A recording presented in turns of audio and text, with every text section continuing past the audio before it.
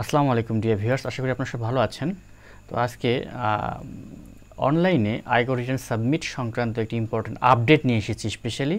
তো আমাদের নতুন বছর কিন্তু শুরু হয়েছে, স্পেশালি জাতীয় রাজস্ব বোর্ড এনবিআর কর্তৃক যে রিসেন্টলি একটা প্রেস রিলিজ যেটা প্রকাশ হয়েছে, সেই সংক্রান্ত একটি ইম্পর্টেন্ট আপডেট আশা করি আপনাদের অনেক উপকারী লাগবে। তো চলুন আপডেটটি সম্পর্কে আমরা এখন বিস্তারিত জেনে নিই, কারণ আমাদের অনলাইন আয়কর রিটার্ন সাবমিশনের জন্য এই সমস্ত তথ্যাদি বা এই সমস্ত আপডেট জানা প্রয়োজন।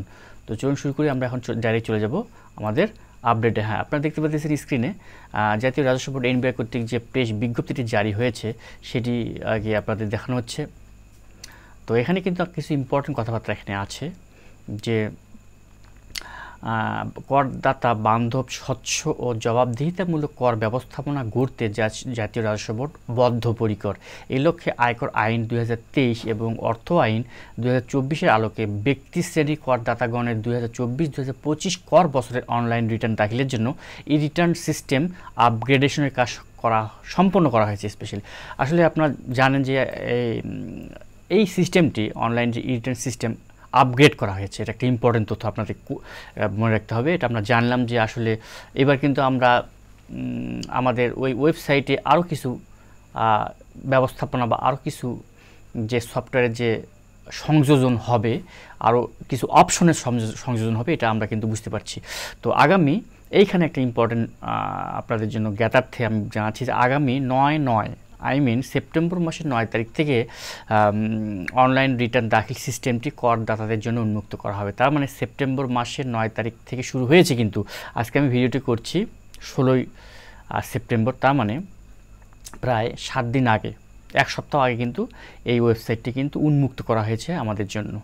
তো আমরা যারা এই বছরের 2024-25 অর্থ বছরের যারা আমরা সাবমিট করব আর কি অনলাইনে আয়কর রিটার্ন, তাদের জন্য এটি একটি গুড নিউজ যে আমাদের কিন্তু সিস্টেম কি হয়েছে, আপগ্রেডেশনের পর উন্মুক্ত করে দেওয়া হয়েছে। আমরা এখন আরও কিছু জানি না ইম্পর্টেন্ট তথ্য। এই রিটার্ন সিস্টেম ব্যবহার করে ব্যক্তি শ্রেণীর করদাতাগণ নিজের রিটার্ন তৈরি, অনলাইনে রিটার্ন দাখিল অথবা অফলাইনে রিটার্ন দাখিলের জন্য প্রিন্ট আমরা করতে পারি। হ্যাঁ, প্রিন্ট গ্রহণের অপশনটা আগে থেকে ছিল, বর্তমানেও আছে। Online banking, credit card, debit card বা মোবাইল ফিনান্সিয়াল সার্ভিস, নগদ, বিকাশ, রকেট ইত্যাদির মাধ্যমে কর পরিশোধ, রিটার্ন দাখিলের তাৎক্ষণিক প্রমাণ প্রাপ্তি। হ্যাঁ, এগুলো কিন্তু আগে থেকেই ছিল, তথাপিও কিন্তু আমরা কি রিমাইন্ডার হিসাবে আমরা জানতে পারতেছি যে এবার কিন্তু আমরা তাৎক্ষণিকভাবে কিন্তু ওই আপনার বিভিন্ন যে পেমেন্ট সিস্টেম কিন্তু আরও আপগ্রেড করা হয়েছে। বিকাশ, নগদ, রকেট ইত্যাদি তো ছিল, পাশাপাশি কিন্তু অনলাইন ব্যাংকিংও ক্ষেত্রে ক্রেডিট কার্ড, ডেবিট কার্ড ইত্যাদি ইউজ করে কিন্তু আমরা কর পরিশোধ করতে পারবো ঘরে বসেই, কোনো প্রকার ঝামেলা ব্যতি রেখে। তো হ্যাঁ, আমরা কোথায় ছিলাম? এর মাধ্যমে কর পরিশোধ, রিটার্ন দাখিলের তাৎক্ষণিক প্রমাণ প্রাপ্তি, আয়কর পরিশোধ সনদ। হ্যাঁ, আপনারা কিন্তু আয়কর পরিশোধ যে করলেন তার সনদ কিন্তু তাৎক্ষণিকভাবে ওয়েবসাইটের মাধ্যমে পেয়ে যাবেন। এটা একটা খুব একটা হ্যারাস ফ্রি, মানে কি হয়রানি থেকে সম্পূর্ণ মুক্তি পাওয়ার একটা উপায়, যে আপনারা ঘরে বসেই আপনারা অনলাইনে রিটার্ন সাবমিট কীভাবে করতে হবে সেই সংক্রান্ত ভিডিও তো আমার চ্যানেলে আছে। পাশাপাশি আপনারা আজকের যে ভিডিওটি সেই সংক্রান্ত এই ভিডিওটি কিন্তু অনেক ইম্পর্টেন্ট তথ্যাদি পেয়ে যাচ্ছেন। তো টিআইএন সনদ প্রাপ্তি তো আমরা অবশ্যই আমাদের টিআইএন সনদ আমরা অনলাইনে পেয়ে থাকি। এই সংক্রান্ত ভিডিও কিন্তু আমার চ্যানেলে আছে। পূর্ববর্তী কর বছর দাখিল কিন্তু ই রিটার্নের কপি। হ্যাঁ, এটা একটা ইম্পর্টেন্ট ব্যাপার। আপনার ভুল করে আপনি গত বছরের ই রিটার্নের কপি কী করেননি, ডাউনলোড করেননি, সেক্ষেত্রে কিন্তু আপনি এখানে পেয়ে যাবেন, আপনার ওয়েবসাইটে পেয়ে যাবেন, এই ওয়েবসাইটে পেয়ে যাবেন। ওখান থেকে আপনারা ইম্পর্টেন্ট তথ্যগুলো কিন্তু নিয়ে, আমরা জানি যে গত বছর রিটার্নের কিছু কিছু তথ্য কিন্তু বর্তমান যে নতুন বছরের রিটার্ন সাবমিট করতে গিয়ে মানে ফিল আপ করতে গেলে কিন্তু কিছু তথ্য লাগে, এটা আমাদের প্রয়োজন পড়ে আর কি। পুরাতন কর বছরের যে ই রিটার্ন কপিটা, রিটার্ন দাখিলের প্রমাণ প্রিন্ট ডাউনলোডের সুবিধা আমরা তো এগুলো আগে থেকে পেয়ে থাকি, এবারও পাবো। এখন চলে যাবো আমরা নিচে লাইনে কী আছে। এই সিস্টেমে রেজিস্ট্রেশন করতে টিআইএন ও করদাতার নিজ নামে বায়োমেট্রিক ভেরিফাইড মোবাইল নম্বর প্রয়োজন হবে। হ্যাঁ, খুব একটা ইম্পর্টেন্ট কিন্তু একটা তথ্য আপনারা মনে রাখবেন যে যখন আমরা রেজিস্ট্রেশন করতে যাব তখন কিন্তু টিআইএন এর ক্ষেত্রেও একই, পাশাপাশি আমরা এই ওয়েবসাইটে যখন আমরা মানে কাজ করব সেক্ষেত্রে কিন্তু আমাদের অবশ্যই আমাদের যে নিজস্ব মোবাইল নাম্বারটি সেটা কিন্তু নিজের নামে ভেরিফাইড হতে হবে।